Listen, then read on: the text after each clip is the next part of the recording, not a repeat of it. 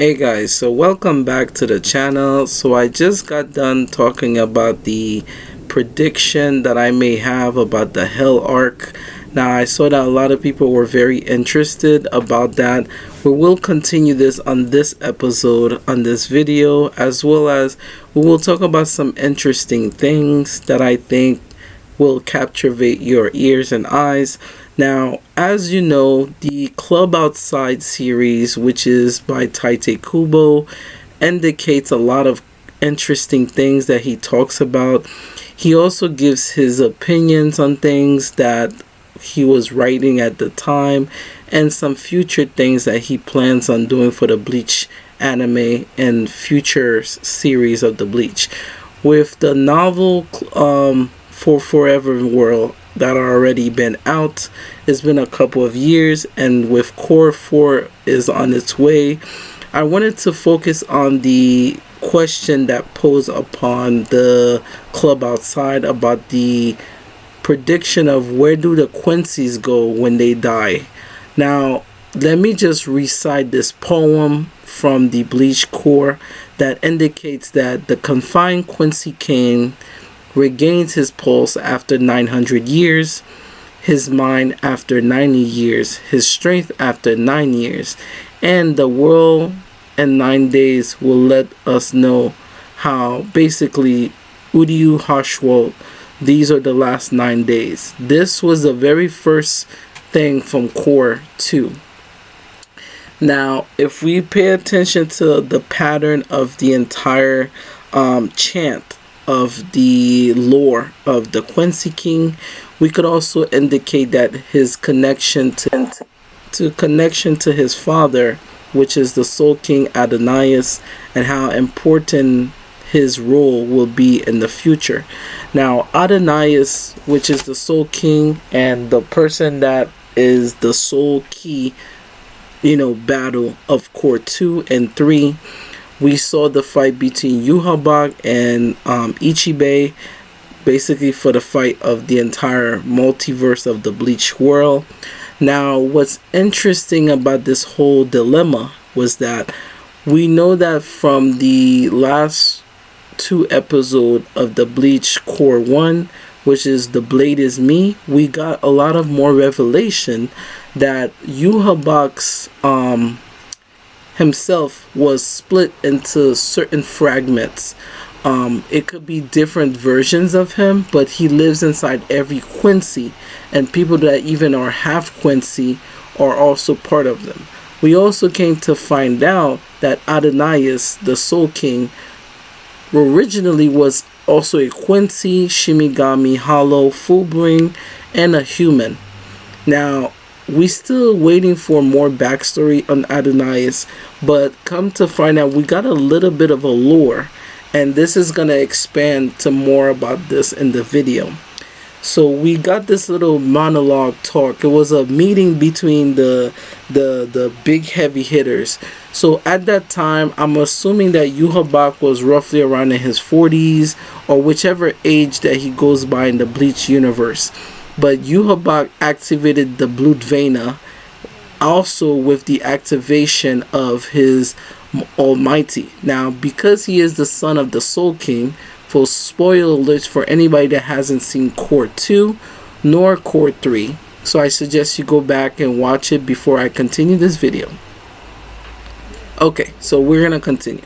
So when Yhwach activated his eyes and predicted that he could see all the events that will be happening, and he wanted to know what has happened to his father, we got a glimpse slightly from the history of the Soul King that Adonais sacrificed himself to create the 3 worlds with an ability called the Triple World.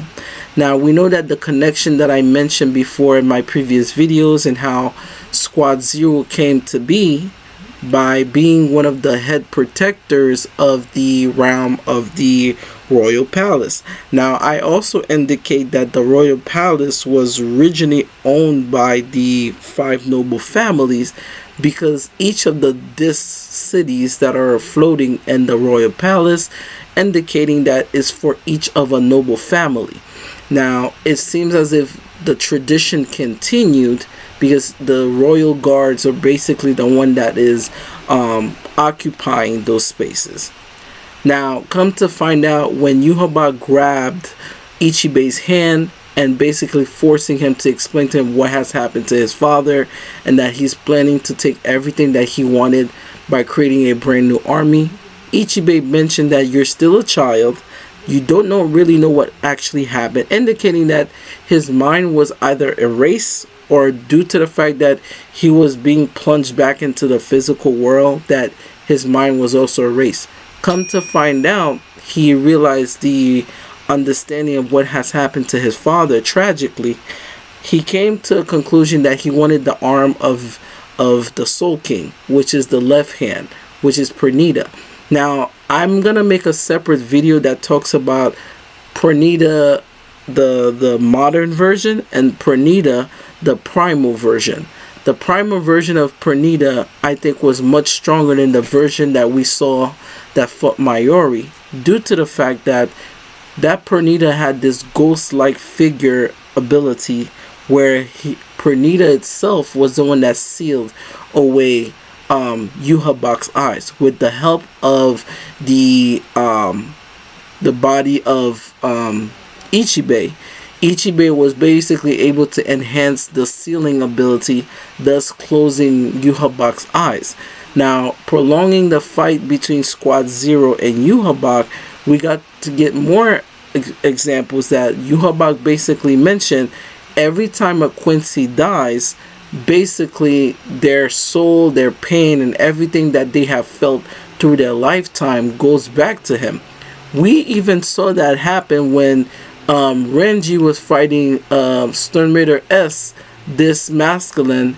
When he died, the character James himself also went back to Yhwach, indicating that the Quincy's doesn't go to hell. They go to a separate universe or separate vast of being, which got me thinking, when Yhwach decided to defeat Squad Zero in Core 3, what did Yhwach actually saw when he absorbed the Soul King?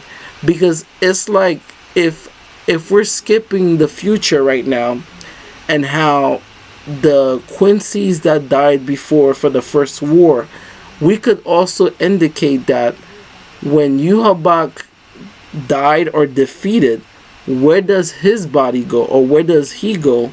Or because he absorbed the Soul King, his father, almost as if his will, the Soul King's will, Ananias, was also passed down to him. So even though Yhwach did not want to become the Soul King himself, because of the will of the previous Soul King, that basically Yhwach kind of like merged with his dad, he was becoming the Soul King before we know it.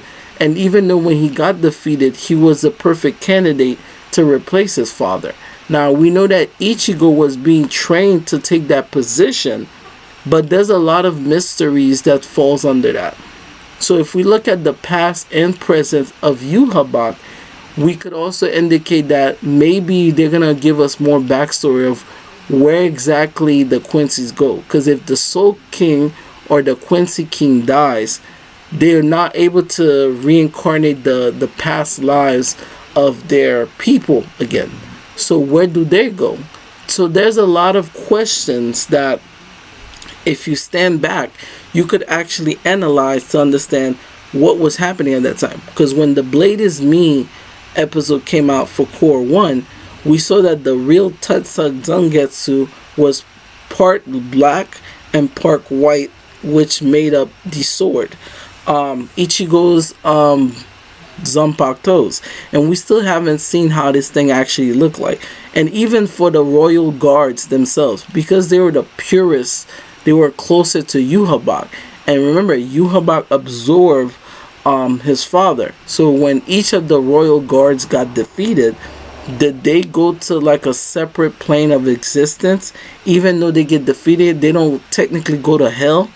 Like, that's a lot of questions, because Yhwach, even though he's dead, he was also alive at the same time when he got basically sealed up again when it came to the time skip.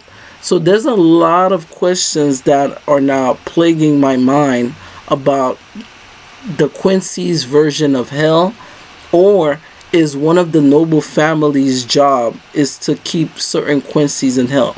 So for our next episode, we will be focusing on the Quincy King, or the Soul King, the father.